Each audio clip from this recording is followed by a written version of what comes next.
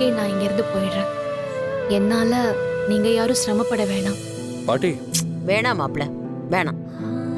இதுக்கு மேல இந்த விஷயத்தை பத்தி நாம யாரும் பேச வேணாம். அதான் பாரதி நாளைக்கு வெளியில போறேன்னு சொல்லிட்டால, போகட்டும், விட்டுடுங்க. அதுதான் எல்லாருக்கும் நல்லது. உங்களுக்கு புரியும்னு நினைக்கிறேன்.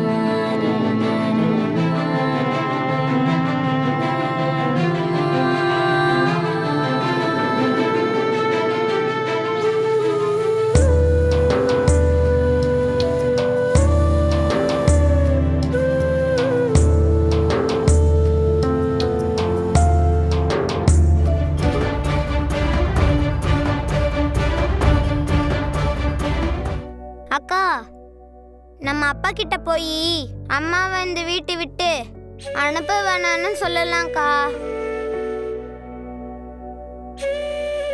ஆதியப்பா,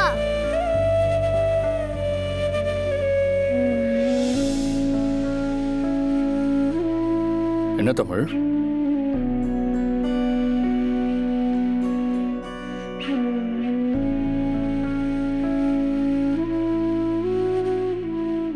அம்மா இந்த வீட்டை விட்டு போகக்கூடாது, கஷ்டப்படுவாங்கன்னு சொல்றியா?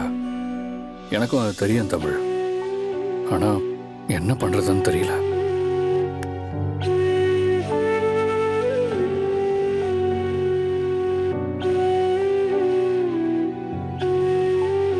நான் உனக்கு பண்ணி கொடுத்தேன் சத்தியம், அதைத்தானே நீ சொல்லியிருக்க போற. உன்னை விட எனக்கு அது நல்லாவே ஞாபகம் இருக்கு. கண்டிப்பா நான் அப்படி நடக்க விட மாட்டேன். உலகத்துல நமக்கு யார் மேல இருக்கிற நம்பிக்கை வேணாலும் போயிடலாம், எல்லாரும் மாறிடலாம். ஆனா அந்த கடவுள் நம்ம மேல வச்சிருக்கிற அன்பு மாறவே மாறாது. கடவுளுக்கு கொடுக்க நம்ம அன்பு மட்டும்தான் இருக்கு. உண்மையான அன்புக்காக அவரு நமக்காக இறங்கி வருவாரு. இதை நான் என்னோட அனுபவத்துல பார்த்திருக்கேன்.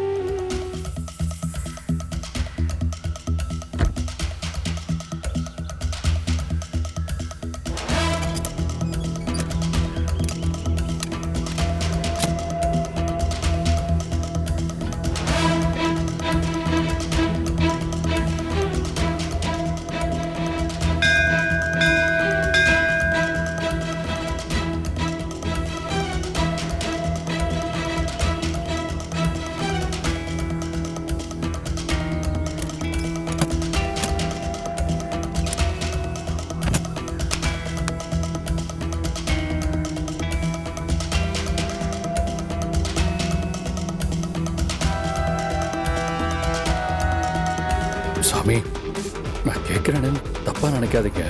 எனக்கு புரியாம தான் கேட்குறேன். அது எப்படி டாக்டர் 15 நாள் ஆகும்னு சொன்ன விஷயம் இந்த கோவில்ல ஒரே நாள்ல சரியாகும்னு சொல்றீங்க? இன்னைக்கு இருக்கிற இந்த விஞ்ஞான உலகத்துல நம்ம அறிவுக்கு புலப்படாத எத்தனையோ விஷயங்கள் இருக்கு. அப்படி ஒண்ணுதான் இது. இந்த உலகத்துல மனுஷங்களுக்கு தான் எல்லா விதிமுறைகளும், ஆனா இந்த கடவுளுக்கு அது எதுவும் கிடையாது. அவ சரி பண்ணணும்னு நினைச்சிட்டா ஒரே நிமிஷத்துல எல்லாத்தையும் சரி பண்ணிட்டு போய்கிட்டே இருப்பா. மனுஷங்க அவங்க பாவ புண்ணியத்துக்கு தகுந்த மாதிரி தான் அவங்க பிரச்சனைகளை அனுபவிக்கிறாங்க. இது அவங்களுடைய கர்மா. இந்த கோவில்ல நடக்கிற அதிசயத்துக்கும் விஞ்ஞானத்துக்கும் எந்த சம்பந்தமும் இல்லை. முழு நம்பிக்கையோட சரியா நினைச்சு இந்த ஆத்தா கிட்ட வந்தா அவ சரி பண்ணி கொடுப்பா. அது சரி, அம்மா போட்டிருக்கிறது யாருக்கு தம்பி? அவங்க பேரு பாரதி. உங்களுக்கு அவங்க என்ன உறவு வேணும்? அவங்க என்னோட மனைவி.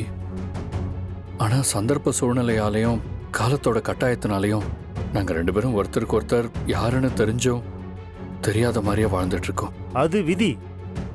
அதை பத்தி நாம பேச வேண்டாம். இப்போ எனக்கு தெரியுமே, உங்க மேல அவங்களுக்கு அன்பு பாசம்லாம் இப்போ இருக்கும்ல. ஆமா சாமி, எனக்காக அவங்க என்ன வேணாலும் செய்வாங்க.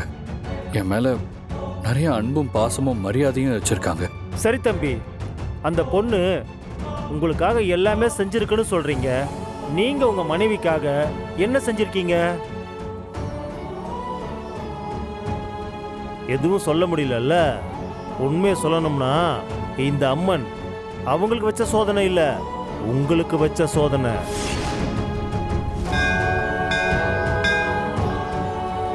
டாக்டர் வந்து சொன்னத எல்லாரும் தானே கேட்டோம்.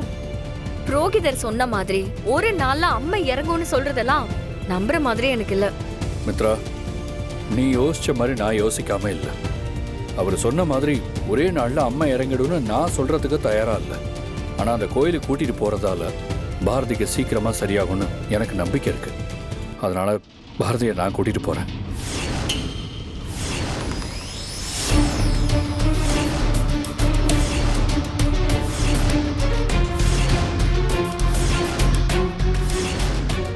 அப்படி போட அருவாளை. ஆதி, இப்ப எதுக்கு பாரதிய நீங்க கூட்டிட்டு போனோம்? அந்த கோவில் எங்க இருக்குன்னு சொன்னீங்கன்னா பாரதியே போக போறாங்க. நீங்க பண்றதெல்லாம் கொஞ்சம் கூட சரியில்லை ஆதி. மித்ரா, அவங்க என்ன நிலைமையில இருக்காங்க?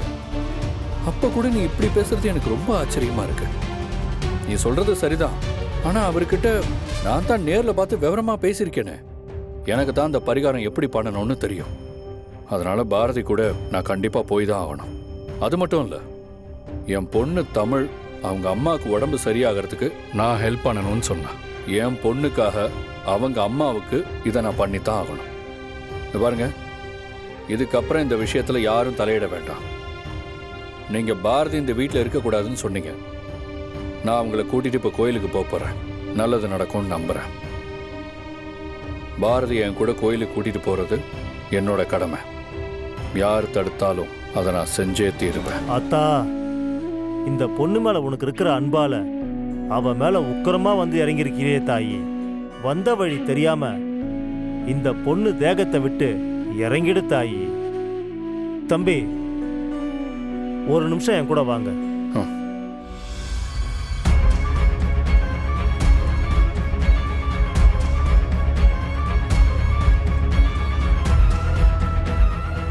ஆத்தாவும் பொண்டாட்டி மேல நிறைஞ்சு நிக்கிறா. இப்போ நான் என்ன பண்ணணும்னு சொல்லுங்க சாமி. நீங்க எதை சொன்னாலும் செய்யறதுக்கு நான் தயாரா இருக்கேன். பாரதிக்கு சீக்கிரமா சரியாகணும். கண்டிப்பா சரியாகும். உன்னுடைய கோரிக்கைய அந்த அம்மன் கிட்ட சொல்லு. அவ உனக்கு சாதகமா எல்லாத்தையும் செஞ்சு கொடுப்பா. இந்த அம்மனுடைய கோவில் சிறப்பு கீழே இருக்கிற இந்த கோவிலும் மலை மேல உச்சியில இருக்கிற இன்னொரு கோவிலும் தான். முதல்ல இந்த கோவில் முழுக்க சுத்தம் பண்ணி கோவில் சிலைகளை எல்லாம் தொடச்சி பூஜை பண்ணிட்டு அதுல வர அபிஷேக நீரை உங்க மனைவிக்கு தெளிக்கணும். அதுக்கப்புறம் கோவிலுக்கு வர பக்தர்கள் கிட்ட யாசகம் வாங்கணும். அந்த காசை உண்டியல்ல போட்டுட்டு அம்மன் பேரை சொல்லி வேண்டிக்கிட்டா கண்டிப்பா உங்க மனைவிக்கு சரியாயிடும். நீங்க சொல்ற இந்த விஷயத்த பாரதிக்காக நான் பண்றேன் சாமி.